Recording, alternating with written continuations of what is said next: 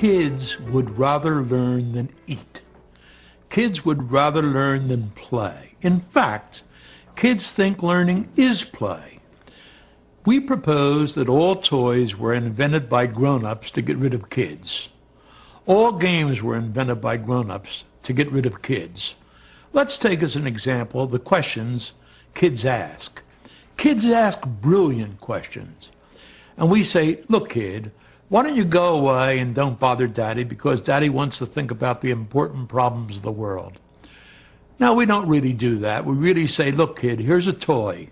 Go play with your toy. And we give them a rattle or a little red truck and say, go play with the toy, kid. Then watch what happens. The kid plays with it for about 90 seconds. Then he throws it away. We say, see, little kids, little minds, little brains, little attention span. I'm big. I've got a big body and a big mind and a long attention span. I pray you, do it again and watch what actually happens. There are 5 ways to learn about the world. We can see it, hear it, feel it, taste it, and smell it. And everything that Leonardo learned in his life, or old Tom Edison or old Thomas Jefferson learned, he learned through one of those 5 pathways. The entire back of the brain is made up of those 5 pathways.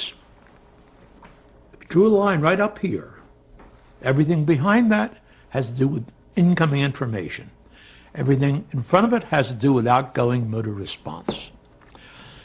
Now, give a kid something he hasn't seen before and watch what actually happens. First, he looks at it. That's why toys are made with bright colors. Then he rattles it. That's why toys make noises. Then he feels it. That's why toys don't have sharp edges. Then he tastes it.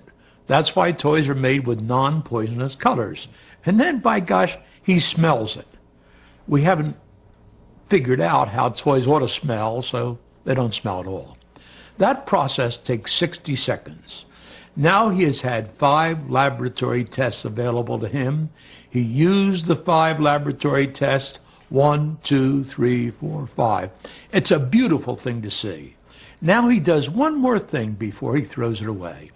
He tries to break it so he can learn how it's made.